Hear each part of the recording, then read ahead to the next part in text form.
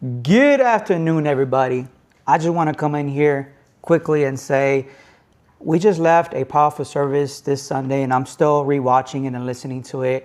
But it talked about how life and death are in the tongue. And I know we've all heard it, but the way it was broken down to me was, how do we speak to our spouse? Do we say they're dumb, they're stupid, you never do anything? You should get it by now. If only he would. If only she would. Things would be better if they. But that's putting expectations that we're not called to put on people.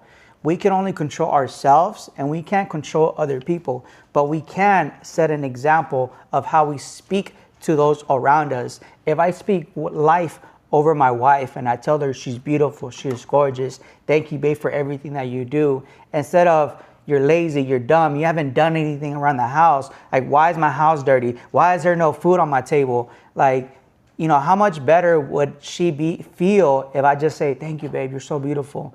Like, she would feel encouraged to just be like, you know what, babe, let me get you that coat. Let me speak life over my husband. So I say this is that life is very important, how we speak it out. But I feel like a lot of marriages fail, or they get frustrated because we put this expectation on each other that we're not meant to carry. But because of that expectations, we start seeing the flaws in our spouse. He doesn't do this and he doesn't do that. He keeps doing this.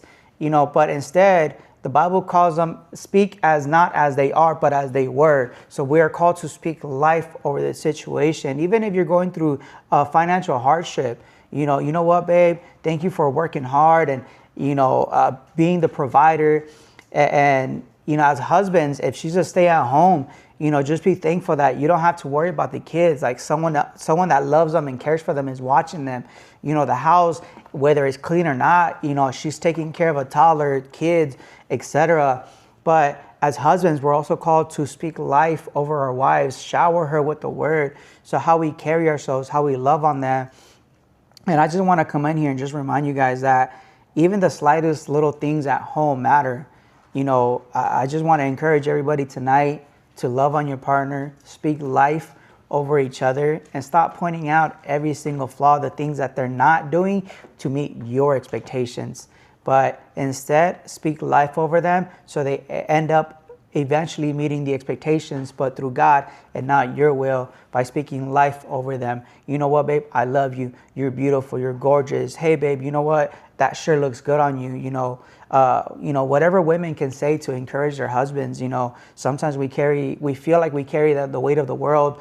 We got to take care of the kids, the family, the bills, etc. Just love on him, rub his back and just be like, thank you, babe, for everything that you do. And, vice versa, babe, thank you for taking care of the house. Love on each other. That's the whole message today. Just love on each other and watch what you say to each other. I love you guys. Have a good day.